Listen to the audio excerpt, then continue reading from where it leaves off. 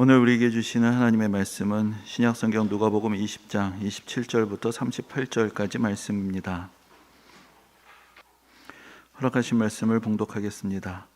부활이 없다고 주장하는 사두개인 중 어떤 이들이 와서 물어 이르되, 선생님이여, 모세가 우리에게 써주기를 만일 어떤 사람의 형이 아내를 두고 자식이 없이 죽으면 그 동생이 그 아내를 취하여 형을 위하여 산속죄를 세울지니라 하였나이다.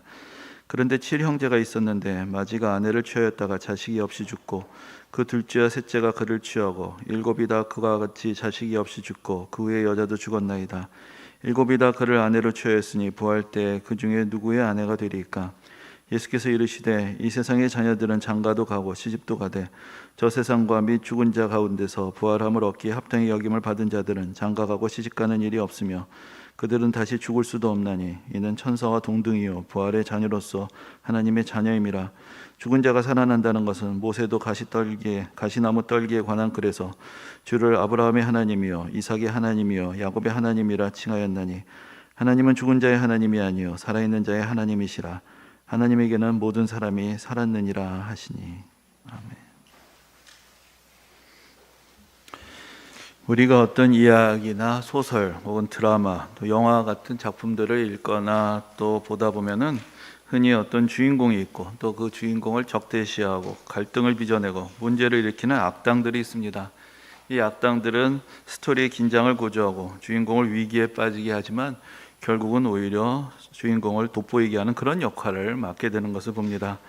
복음서에서 예수님을 찾아와서 시비를 걸고 예수님을 깎아내리고 골치 아프고 까다로운 질문을 드려서 예수님께 흠집을 내려하고 결국은 예수님을 제거하기 위해서 함께 모의하는 장면에 주로 등장하는 이란성 쌍둥이와 같은 두 부류의 사람들이 있는데, 한 부류의 사람들은 바리새인들이라 불리는 사람들이고 또 한 부류의 사람들은 사두개인이라고 불리는 사람들입니다. 우리가 복음서를 읽어가다 보면은 이 사람들에 대해서 어떤 복음서의 주인공인 예수님을 대적하는 대표적인 악당들이구나 하는 그런 이미지를 금방 갖게 됩니다.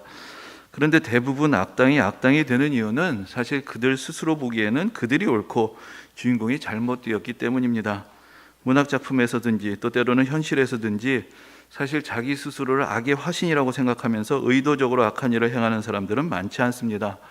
오히려 때로 그들이 은밀하게 악한 일을 꾸미거나 때로는 대놓고 서슴지 않고 말도 되지 않는 짓들을 하고 그러면서 주인공을 괴롭히는 이유는 그들 스스로 보기에 그들이 옳고 그래서 그들이 하는 일이 정당하다고 그렇게 생각하기 때문입니다. 복음서에서도 마찬가지입니다. 바리새인들과 사두개인들이 보기에 예수님이 악당이었고 당시의 사회 문제를 일으키는 암적인 존재였습니다. 그래서 그들 사이에 상당한 입장의 차이가 있었음에도 불구하고 결국은 예수님을 제거하기 위해 함께 모의하고 함께 협력하는 데까지 이르게 되는 것을 봅니다. 우리는 대부분의 이야기를 주인공의 입장에서 읽게 됩니다. 그래서 악당들의 어처구니 없는 짓거리들을 보면서 짜증도 나고 답답해하고 분노하기도 합니다. 그리고 우리들 자신도 사실 우리 인생의 주인공이라고 생각하고 우리에게 거슬리는 사람들을 악당이라고 생각합니다. 하지만 과연 하나님 앞에서도 그럴까요? 혹시 그들이 주인공이고 우리가 그들을 힘들게 하는 악당의 역할을 하고 있는 것은 아닐까요? 우리가 성경 속에 나오는 인물 중에서 악역을 맡고 있는 사람들에게도 관심을 갖게 되는 이유는 어쩌면 그들이 우리의 삶을 비춰주는 거울이 될 수 있고 적어도 우리에게 반면 교사가 될 수가 있기 때문입니다. 성경 속에서 바리새인과 사두개인이라는 명칭들을 자주 접하게 되지만 그들이 꼭 그런 이름으로만 불리는 것은 아닙니다. 바리새인들은 때로는 서기관 혹은 율법교사와 같은 그런 이름으로도 불립니다. 바리새인이란 것이 그들 모두가 속한 유대교의 한 종파의 명칭이라면 서기관이나 율법교사는 그들이 구체적으로 맡고 있었던 역할을 가리키는 명칭입니다. 그런 면에서 보면 사두개인에 속한 사람들 대부분은 제사장이라는 그런 역할을 맡고 있었습니다. 그들이 맡고 있었던 역할이 다른 데서 할 수 있듯이 바리새인과 사두개인들은 원래 상당히 다른 입장을 가지고 있었습니다. 성전과 제사를 중심으로 하는 유대교의 체계 속에서 사두개인들이 일종의 전문적인 종교인이었다면 바리새인들은 일종의 평신도 지도자 같은 그런 지위를 맡고 있었던 사람들이었습니다. 어떤 면에서 보면 사두개인들이 당시 일종의 기득권을 대표하는 사람들이었다고 할 수 있고 바리새인들은 그들에게 도전하면서 개혁을 추구하던 사람들이었다, 이렇게도 설명을 할 수가 있겠습니다. 사두개인들은 그들의 명칭을 이스라엘 역사 속에서 다윗과 솔로몬의 시대의 제사장이었던 사독이라는 사람의 이름에서 가져왔습니다. 이 사독이라는 사람은 구약 성경의 역사에서 또 매우 중요한 한 대목을 차지하는 그런 사람이었습니다. 다윗의 시대에 제사장으로서 다윗을 돕고 또 함께 나라를 이끌었던 두 명의 제사장이 있었습니다. 한 사람의 이름은 사독이었고 또 한 사람은 아비아달이었습니다. 근데 처음에는 이 두 사람 모두 다윗을 지지하고 다윗의 편에 서 있었습니다. 다윗의 시대에도 사실 많은 어려움들이 있었는데 가장 큰 어려움은 다윗의 아들이었던 압살롬이 자기 아버지를 몰아내고 왕이 되고자 반란을 일으켰던 때였습니다. 근데 이때에도 두 사람은 모두 다윗의 편에 서 있었습니다. 근데 나중에 다윗이 나이가 들고 또 이제 다윗의 후계자를 놓고 나서 또 한 번 나라가 분열되고 혼란에 빠지게 됩니다.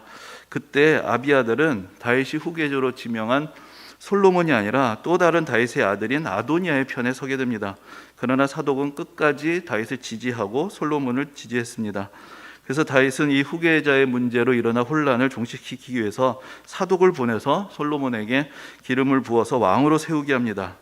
이 제사장이나 선지자가 새로 임명되는 왕에게 기름을 붓는 것은 하나님께서 이 사람을 왕으로 택하셨다라는 것을 상징하는 그런 예식이 됩니다.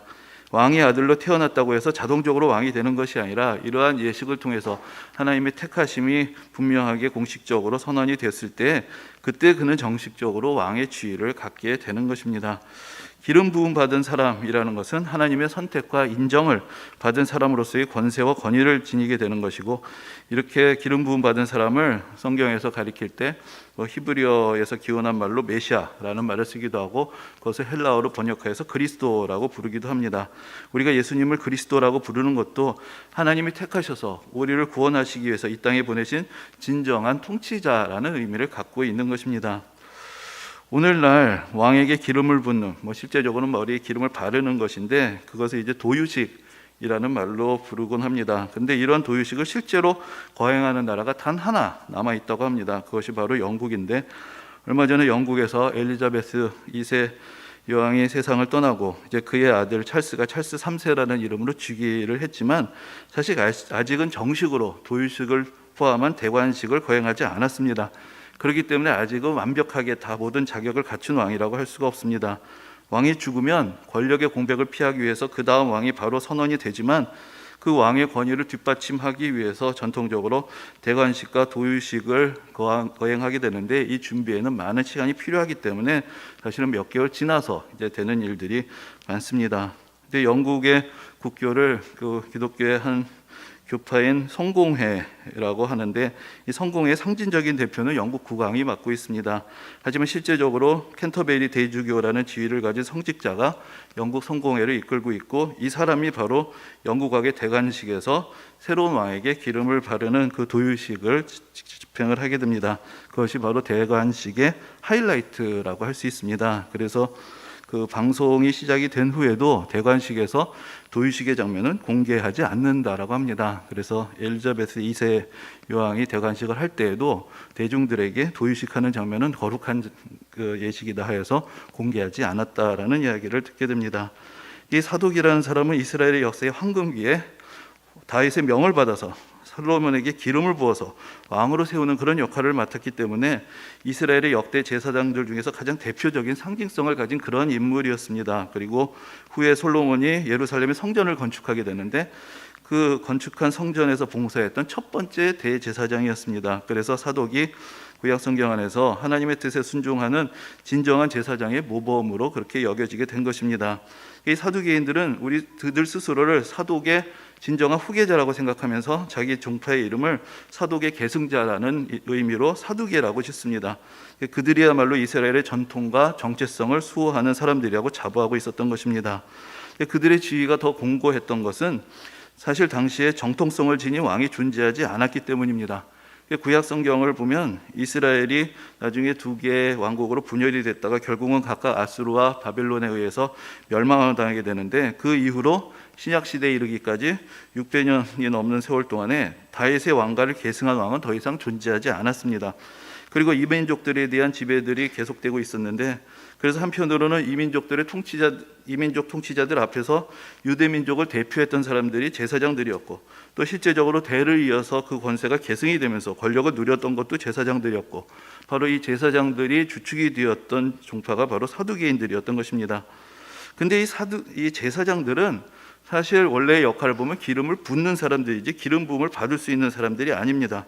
하나님께서 진정으로 택하여서 보내시는 통치자가 나타난다면 그들은 더 이상 그들이 누렸던 이 부당한 지위를 유지할 수가 없습니다. 근데 그 당시 유대 사회에 있어서는 로마와 같은 이 이민족의 지배를 종식시키는 메시아 그리스도가 오시기를 고대하는 그런 메시아 대망 사상이 널리 퍼져 있었습니다. 그래서 세례요한이 나타났을 때도 사람들이 저 사람이 그리스도인가 그렇게 묻기도 하고, 또 예수님께서 사역을 시작하셨을 때 많은 사람들이 예수님이야말로 하나님께서 보내신 그리스도인가 또 관심을 갖게 되기도 합니다. 이 사두개인들은 제사장들이 주축이 된 집단이었기 때문에 성전이 있는 예루살렘을 중심으로 활동했습니다. 그래서 예수님께서 예루살렘에 입성하신 이후에 또 자주 등장하는 것을 봅니다. 예수님이 예루살렘에 입성하셨을 때 많은 사람들이 환호하면서 예수님을 환영합니다. 그러면서 호산나 다윗의 자손이여라고 그렇게 외칩니다. 그것은 많은 사람들이 당시에 예수님을 바로 다윗의 계보를 잇는 그런 진정한 통치자, 구약 성경에서 앞으로 오시리라고 예언했던 그런 메시아, 그리스도라고 생각했다는 것을 보여주고 있습니다. 근데 이와 같은 상황은 당시에 예루살렘을 차지하고 있으면서 그 큰 권세를 누리고 있었던 사두개인들에게 누구보다도 큰 도전과 위기가 되는 것이었습니다. 그래서 그들은 어떻게 해서든지 예수님의 권위를 깎아내리고 인기를 훼손시키기 위해서 시비를 걸고 흠집을 내고, 그래서 예수님이 백성들이 생각했던 그런 메시아가 아니다라는 것을 믿게 만들기를 원했습니다. 오늘 본문도 사두개인들이 그런 의도를 가지고 예수님을 찾아와서 예수님을 난처하게 만들기 위한 질문을 하는 그런 장면을 보여줍니다. 이제 사두개인들과 바리새인들이 사회적인 지위에 있어서도 차이가 있었지만은 성경에 대한 입장에 있어도 차이가 있었습니다. 바리새인들은 그들이야말로 율법의 전문가라고 자처하고 있었는데, 이 바리새인들이 율법을 대하는 태도에 있어서 이제 좀 더 율법을 확장적으로 해석하는 그런 입장을 가지고 있었습니다. 그래서 우리가 그 복음서에서 예수님과 바리새인들의 논쟁이 벌어지는 곳에서 보면은 장로들의 전통이라고 불리는 그런 규정들에 대한 이야기들이 나오는 것을 봅니다. 이것은 구약 성경의 율법을 가리키는 것이 아니라 그 율법을 보완하고 또 일종의 세부 규정, 시행식이라고 할 수 있는 그런 규정들을 말하는 것인데, 바리새인들은 이렇게 강화된 율법을 통해서 율법을 더 구체적으로 적용하고자 했습니다. 하지만 사두개인들은 모세 오경에 기록된 율법만이 문자적으로 옳은 것이고 그것만을 문자적으로 따르는 그런 입장을 가지고 있었습니다. 그런데 오늘 본문의 이제 논란의 핵심이 되는 것은 바로 부활에 대한 신앙이 있습니다. 우리가 구약 성경을 읽다 보면은 과연 구약 시대 사람들도 부활에 대해서 믿었는가, 또 내세에 대해서 그들이 어떠한 생각을 가지고 있었는가 좀 불분명하게 느껴질 때가 있습니다. 그러나 구약 성경 안에도 부활을 가리키고 부활을 암시하는 그런 구절들을 여러 곳에서 찾아볼 수 있습니다. 이사야서 26장 19절을 보면 이렇게 말씀하고 있습니다. 주의 죽은 자들은 살아나고 그들의 시체들은 일어나리이다. 티끌에 누운 자들아 너희는 깨어 노래하라. 주의 이슬은 빛난 이슬이니 땅에 죽은 자들을 내어놓으리라 라고 그렇게 말씀합니다. 여기서 죽은 자들이 살아날 것과 땅에 죽은 자들을 내어놓는다라는 그런 표현들을 사용하고 있는 것을 봅니다. 또 다니엘서 12장 2절 3절에도 이렇게 말씀합니다. 땅의 티끌 가운데서 자는 자들 중에 많은 사람이 깨어나 영생을 받는 자도 있겠고 수치를 당하여서 영원히 부끄러움을 당할 자도 있을 것이며 지혜 있는 자는 궁창의 빛과 같이 빛날 것이요 많은 사람을 옳은 대로 돌아오게 한 자는 별과 같이 영원토록 빛나리라 라는 그런 말씀을 듣게 됩니다. 그래서 바리새인들은 이 선지자들의 말씀을 받아들이면서 그들의 전통에 따라 성경의 의미를 더 적극적으로 해석을 했고, 그래서 내세와 부활에 대한 신앙을 가지고 있었습니다. 그러나 사두개인들은 성경을 문자적으로만 해석을 했고, 게다가 모세 오경의 권위만을 절대적으로 생각했고 다른 성경의 권위는 부차적으로 생각했기 때문에 부활에 대해서 부정적으로 생각하고 믿지 않았습니다. 우리가 앞에서도 말씀드렸듯이 이스라엘 백성들이 결국은 나라가 망하고 또 그 이후로 신약 시대에 이르기까지 많은 고난을 겪습니다.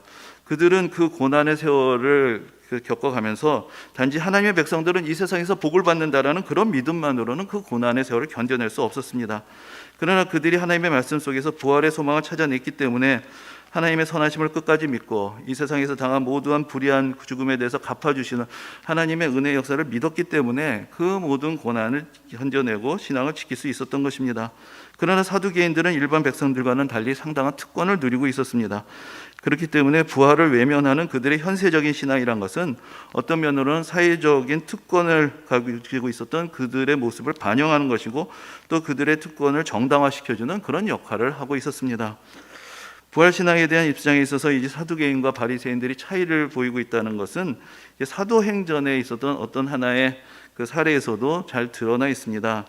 사도행전에서 보면은 사도 바울이 복음을 전하다가 오해를 받고 체포가 됩니다. 그래서 이제 그 로마의 백부장에게 체포가 됐는데, 로마의 백부장은 왜 지금 소요가 났는지, 지금 뭐가 문제인지 잘 이해를 하지 못했습니다. 거기에 이제 율법의 문제 여러 가지가 얽혀 있었기 때문에 이 사람을 제대로 신문하기 위해서는 유대인들의 어떤 그 지도자들의 모임이 필요하다고 생각이 되어서 이제 유대 공회를 소집을 해서 거기 같이 모여서 그 자리에서 바울을 신문을 하게 됩니다. 그런데 바울이 그 자리에 딱 서서 보니까 이쪽에는 바리새인들이 모여 있고 이쪽에는 사두개인들이 모여 있는 것이죠. 그래서 그거 어느 정도는 의도적으로 내가 지금 여기서 이렇게 신문을 받게 되는 것은 내가 부활을 믿기 때문이다라고 그렇게 선언을 합니다. 물론 이 말은 그가 부활하신 예수 그리스도를 만났고 그래서 부활에 대해서 확신하게 되었고 이제 그 부활을 전파한다라는 그런 의미를 갖고 있었지만, 사실은 그 이야기 때문에 사두개인과 바리새인들이 그 자리에서 바로 갈등을 벌이고 논쟁을 벌이게 됩니다. 그래서 바울이 이 말을 하니까 그 자리에서 부활을 부정하는 사람들, 또 부활을 인정하는 바리새인들이 서로 간에 논쟁을 벌이고 다투기 시작하게 되고, 그러면서 재판이 정상적으로 진행되지 못하는 그런 일들, 그런 정황이 사도행전에 기록이 되어 있습니다.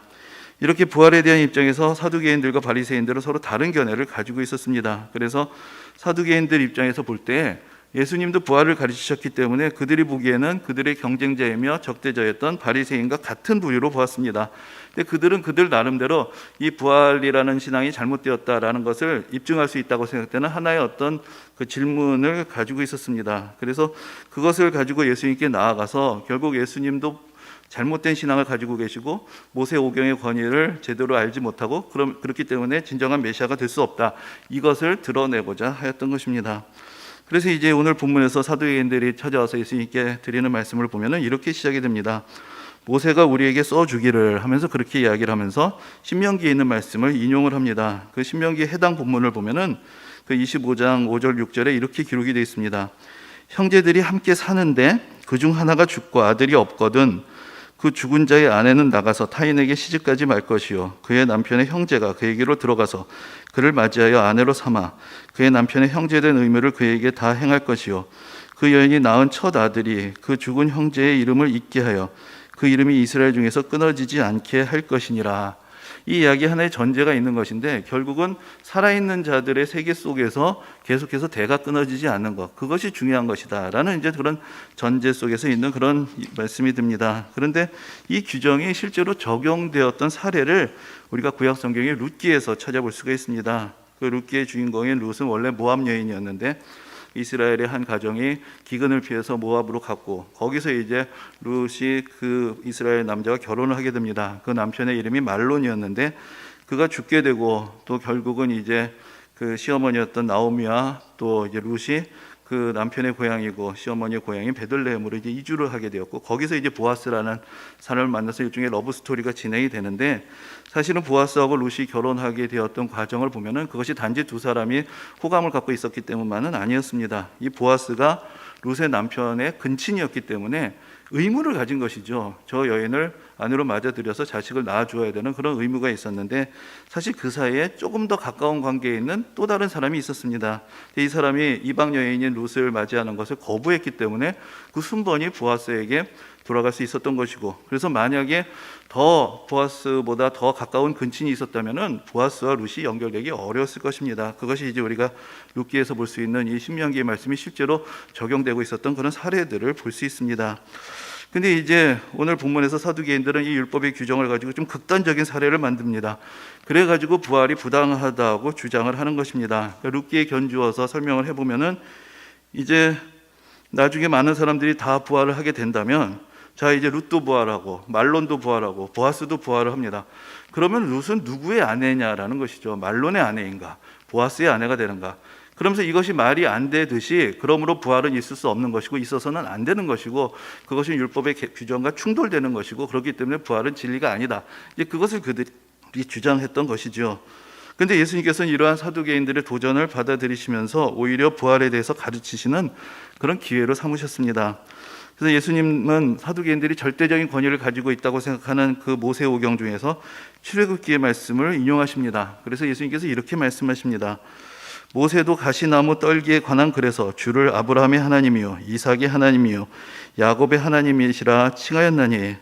우리가 잘 알고 있지만 모세가 광야에서 양을 치고 있을 때 어느 날 보니까 어떤 가시나무가 그 불이 붙었는데, 그러면 금방 광야에서 그 마른 나무가 다 사그러들어야 되는데 멀쩡하게 버티고 있는 것을 보고 희한하다 생각을 하면서 이제 그곳을 찾아가서 가까이 갔다가 거기서 하나님의 음성을 듣게 되고 하나님의 부르심을 받게 되고 결국 애굽으로 보내심을 받게 되는 그런 장면이 나옵니다. 그런데 거기서 하나님께서 하나님 당신을 모세에게 알려주시면서 나는 아브라함의 하나님이요 이삭의 하나님이요 야곱의 하나님이라고 말씀하시고, 그 말씀을 듣고 모세도 하나님을 아브라함의 하나님, 이삭의 하나님, 야곱의 하나님이라고 부르게 된 것입니다. 이 말씀에 담겨있는 의미를 생각을 해보면 사실 모세의 시대에는 이미 아브라함도 죽은 지 오래됐고 이삭도 죽은 지 오래됐고 야곱도 죽은 지 오래된 사람들이었습니다. 그러나 여전히 하나님은 그들을 마치 살아있는 자처럼 나는 아브라함의 하나님이고 이삭의 하나님이고 야곱의 하나님이라고 부르시고, 이것은 그들과 맺은 언약이 그대로 지금까지 이어지고 있는 것이고, 하나님 앞에서 하나님은 아브라함의 하나님이셨고 지금도 아브라함의 하나님이시고 앞으로도 하나님의 자녀들과 영원히 그 사랑의 관계를 이어가신다라는 것을 선언해 주는 것이고, 그래서 이스라엘 백성들도 하나님의 사랑 안에 여전히 있고 하나님의 사랑의 언약은 여전히 유효하다라는 것을 깨우쳐 주시는 그런 말씀이 됩니다. 바로 이 모든 하나님의 사람들, 하나님의 부르심을 받은 사람들은 하나님 앞에서 죽은 사람이 아니라 하나님의 영원한 생명의 축복 속에서 살아있는 자들이다. 그것을 가르치신 말씀으로 예수님께서 이 말씀을 우리에게 다시 한번 깨우쳐 주셨습니다. 예수님께서는 부활이란 것이 그저 다시 살아나서 이 세상에서 삶을 그대로 지속하는 것이 아니라는 것을 알려주십니다. 부활은 구원의 완성입니다. 인간이 죄로 질에서 지게 된 모든 굴레, 그 중에 가장 큰 것이 결국은 사망의 권세 안에 매이게 된 것입니다. 그러나 이제 하나님의 구원이란 것은 우리를 억누르고 있는 사망의 권세를 끊어버리고, 그래서 우리에게 태초해 주신 그 하나님의 형상, 그 영원한 생명의 축복을 다시 회복하게 되는 것입니다. 그래서 예수님께서 말씀하시기를 부활을 통해서 인간은 천사와 동등하고 영원하신 하나님의 자녀로서의 권세를 누리게 된다. 그것을 우리에게 가르쳐주고 계시는 것입니다. 한 사람 한 사람의 생명이 그 고유한 가치를 가지고 하나님 앞에 영원히 존재하게 된다라는 것을 하나님께서는 이 구원의 은혜 가운데서 우리에게 약속하셨고, 예수님께서 그 은혜를 우리에게 가르쳐 주십니다. 우리가 지난 주간에 불의의 사고로 많은 사람들이 희생되었다는 그 슬픈 소식을 듣게 되었습니다. 많은 사람들이 희생이 되었고, 그래서 많은 사람들이 그들이 사랑하던 사람들을 잃고 고통 가운데 있습니다. 인간은 늘 죽음이라는 운명을 짊어지고 살아왔습니다. 그리고 예수님 외에 그 누구도 죽음이라는 장벽을 넘어선 사람이 없습니다. 그러기에 우리에게 죽음은 늘 낯선 것입니다. 어떤 죽음도 우리에게는 당혹스럽고 우리를 슬프게 하고 우리를 무겁게 짓누릅니다. 더군다나 젊은 나이에 세상을 떠나는 사람들은 우리로 하여금 더 슬픈 마음을 가지고 그들의 삶을 바라보게 됩니다. 아직 못 답힌 인생, 그 삶의 이유와 가치가 어디에 있는지 우리는 헤아릴 수가 없고 그만큼 그 고통은 커지게 됩니다. 그런데 근본적으로 우리가 죽음을 슬퍼하고 어떤 죽음이든지 그것을 받아들이기 힘든 것은 본래 하나님께서 지으신 선하신 창조의 세계 속에 죽음의 자리는 없는 것이기 때문입니다. 우리가 누군가를 사랑할 때 우리는 당연한 듯이 우리가 사랑하는 사람과 우리의 관계가 영원할 것이라고 기대를 합니다. 그 이유는 인간들의 사랑이라는 것은 결국은 영원하신 하나님의 사랑을 반영하는 것이고 그 그림자이고, 그 영원이라는 것이 바로 사랑의 속성이기 때문입니다. 하지만 우리 인간들의 사랑은 불완전한 것이고 우리가 사랑하는 그 대상들도 불완전하고 연약합니다. 그래서 우리의 사랑은 상처받는 사랑이 되는 경우가 많습니다. 그러나 하나님의 사랑은 완전한 사랑입니다. 하나님이 사랑하시는 사람들은 하나님과 영원한 사랑의 관계를 맺게 됩니다. 하나님의 사랑은 인간의 모든 연약함을 치유하시고 영원한 생명을 부여하셔서 그 사랑하는 사람과 사랑을 받는 사람이 영원한 관계 안에서 깨어지지 않고 그것을 이어지게 하시는 것입니다. 하나님은 죽은 자들의 하나님이 아니십니다. 하나님은 살아있는 자들의 하나님이십니다. 하나님은 죽음을 우리 인생의 끝으로 보지 않으십니다. 하나님은 모든 사람들에게 하나님께서 허락하셨던 그 생명의 관점에서 우리의 삶을 보십니다. 하나님 앞에서 모든 이들, 하나님이 사랑하시고 생명의 능력을 주신 모든 이들은 하나님 앞에서 살아 있습니다. 그래서 예수님께서는 하나님에게 모든 사람이 살아있느니라고 그렇게 말씀을 하시는 것입니다. 기독교 신앙의 가장 중요한 가르침은 바로 부활에 대한 신앙에 있습니다. 그러나 사실 우리의 신앙에 있어서 부활을 받아들이고 이해한다는 것이 그렇게 쉬운 일은 아닙니다. 분명히 사도신경에도 몸의 부활에 대한 고백이 있습니다. 성경은 먼저 예수 그리스도께서 죽으신 지 사흘 만에 부활하셨다라고 그렇게 기록합니다. 그리고 예수 그리스도를 믿는 자들은 예수 그리스도 안에 있으며 예수 그리스도와 함께 부활의 영광을 누리고 영원한 생명을 누리게 된다고 가르쳐주고 있습니다. 인간의 운명이란 것은 단지 죽어서 육신은 땅에 묻히고 영혼만이 천국에 가는 그런 것이 아닙니다. 사망이란 것은 결국은 인간의 죄로 인해서 우리에게 임한 저주입니다. 그것이 철회되지 않는다면, 그래서 영원히 사망의 권세가 인간을 짓누르게 된다면 결국은 하나님의 창조의 세계는 깨어진 채로 그대로 남게 되는 것이고 죽음으로 인해서 영원히 훼손되어 버리는 것입니다. 우리는 하나님의 선하심을 믿고 하나님의 선하신 창조를 믿고 한 생명 한 생명이 하나님의 은혜 가운데서 영원한 가치를 지니고 있다는 것을 믿습니다. 그렇기 때문에 우리는 부활에 대한 신앙이 진리라는 것을 깨닫는 것입니다. 많은 사람들이 사랑하는 이들을 잃고 슬픔 가운데 있습니다. 그리고 우리는 또한 또다시 우리 눈앞에 나타난 우리 사회의 여러 가지 불의한 모습에 또 상처받고 분노하기도 합니다. 상실의 고통 가운데 있는 분들에게 또 하나님의 위로가 함께 하시기를 소망합니다. 그리고 다시는 이런 일들이 반복되지 않도록 또 우리가 다시 한번 우리 안에 있는 부당함과 불의함이 있다면 그것들이 깨달아지고 고쳐지게 되기를 바랍니다. 아직 못 덮인 것 같은 청춘의 안타까운 상실 앞에서 우리는 힘들어하고 그 의미와 가치를 어디서 찾아야 할지 다 알지 못하지만, 그러나 그 한 사람 한 사람의 생명을 지으시고 그들을 부르시고 지금도 그들과 함께 하신 하나님의 은혜 안에서 그들은 우리의 사랑뿐 아니라 우리보다 더 크시고 온전하신 하나님의 사랑 안에 있음을 믿습니다. 그리고 하나님 앞에서 죽음도 그 힘을 잃을 것이고 그 생명의 가치, 그 인생의 의미를 결코 훼손하지 아니하시고 결코 헛되게 아니하시는 하나님의 은혜가 함께 하심을 믿습니다. 부활의 소망 안에서 우리 인생에 들여진 죽음의 그늘에서 벗어나게 하시고 하나님 나라의 은혜 가운데 살아가게 하시는 축복이 모든 성도님들에게 함께 하시기를 주님의 이름으로 축원합니다.